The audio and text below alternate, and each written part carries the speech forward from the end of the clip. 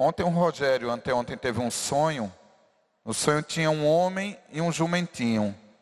Depois ele teve a revelação que esse homem era Jesus. E que o jumentinho era eu. E eu me sinto tão encantado e maravilhado por Deus estar me trazendo aqui, na casa dos meus bisavós, tataravós espirituais, e ver tudo o que Deus tem feito aqui no meio de vocês. Eu tenho recebido dos irmãos muitas confirmações da palavra profética, que a Bíblia diz assim, que quando um profetiza, os outros julgam, né? E o Senhor tem me dado, ou eu, pelo menos discerno que seja o Senhor que tem me dado uma palavra, e ao falar essa palavra, é muito necessário que ela seja julgada, porque as coisas espirituais se discernem espiritualmente. Então, através de sonhos, de revelações, visões. Ontem, uma irmã me mostrou uns escritos dela, que ela fez durante a semana, lendo o Evangelho de Lucas e meditando sobre o retiro. E depois ela digitou e me enviou para o e-mail. Eu li ontem à noite. E chorei bastante, porque muito do que aconteceu ontem aqui estava escrito naquilo que o Senhor deu para ela durante a semana. Palavras. E não tem sido raro um sonho, uma visão, um clamor, pessoas orando e clamando por uma palavra assim. Isso é muito bom. Houve um tempo em que as visões eram raras, os milagres não eram frequentes. Não existe coisa pior na vida da gente do que um deserto. Aquele tempo que a gente não vê nada, não ouve nada, não entende nada, é só sofrimento. E não tem marco, não tem alvo. A paisagem do deserto muda a todo tempo. Quando você acha que conseguiu um norte, uma direção, aquilo tudo muda. Eu passei por um tempo na minha vida, eu digo que Deus fez uma greve em Campina Grande. Uma greve de graça, de manifestações. Deus fechou os céus sobre nós. Entrava a reunião, saía a reunião, não sentia-se a presença de Deus. Ainda que estávamos lendo as Escrituras, cantando louvores, relembrando de feitos do Senhor, mas estávamos áridos, muito áridos, uma terra muito seca. Que tempo difícil. E eu comecei a perceber milagres ao meu redor. Exemplo, pessoas que eu evangelizei por muitos anos, nunca se converteram. E de repente se converteram numa outra congregação. Depois outra história assim, outra e outra e outra. Eu comecei a perceber que as pessoas me procuravam para contar as histórias dos milagres, dos feitos de Deus, sempre que aconteciam em outras congregações. Na sequência eu percebi que eram as congregações que eu mais criticava. E então eu percebi que aquilo era o dedo de Deus. Deus estava me dando uma prova científica daquele versículo que diz: Deus resiste aos soberbos e dá graça aos humildes.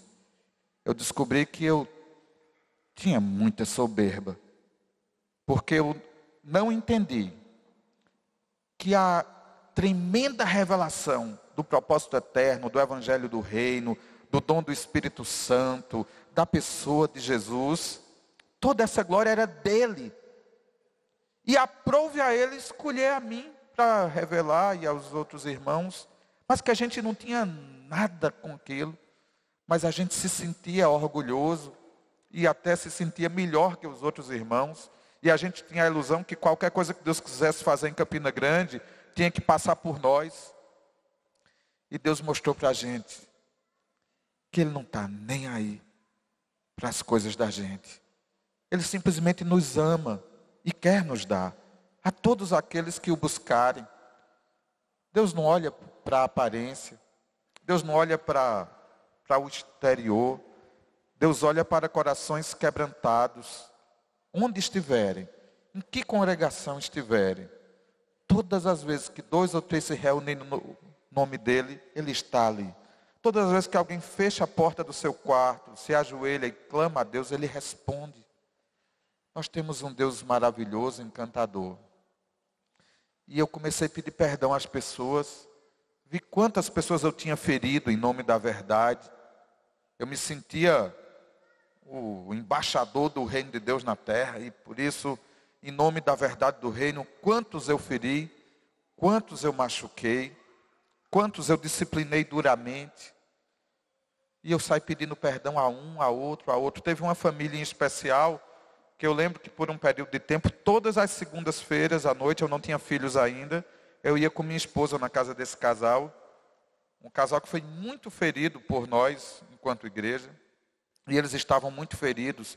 E eu chegava lá, e eles maltratavam a gente. Eu ouvia, dizia, tudo isso é verdade. Me perdoe. E na outra semana eu estava lá de novo. Minha esposa já não aguentava mais de ouvir tanta coisa. Digo, tem paciência, irmão. Eles estão destilando tanta coisa de amargura no coração. E hoje esses irmãos voltaram para a igreja. Todas as vezes que eu os vejo numa reunião, eu agradeço tanto a Deus. Como Deus transformou aquela história. Como Deus mudou, hoje nós somos amigos.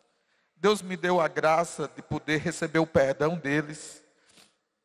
E eu lembro que a primeira vez em que Deus acabou a greve e derramou sua glória, sua presença graciosa em um encontro. Como ficamos como quem sonha, como cabritos soltos na estribaria. E hoje todas as vezes que eu estou num local e que eu sinto a presença de Deus, como eu me alegro. É tão preciosa essa presença de Deus, é tão cara. Ela é de graça para a gente, porque alguém pagou um preço muito caro por ela. Jesus pagou um preço caro. O véu que foi rasgado, não foi aquele pano que tinha lá no tabernáculo, foi a carne de Jesus. Ele foi rasgado, moído, para nos dar acesso ao Pai e acesso uns aos outros.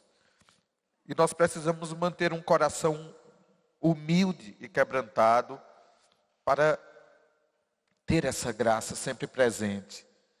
E todas as vezes que brota soberba em nosso coração, a gente tende a perder.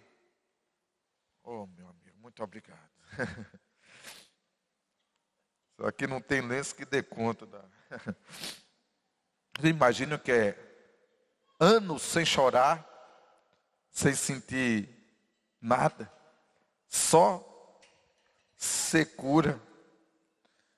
Que alegria é ver o povo de Deus recebendo a graça e a glória de Deus, a palavra de Deus.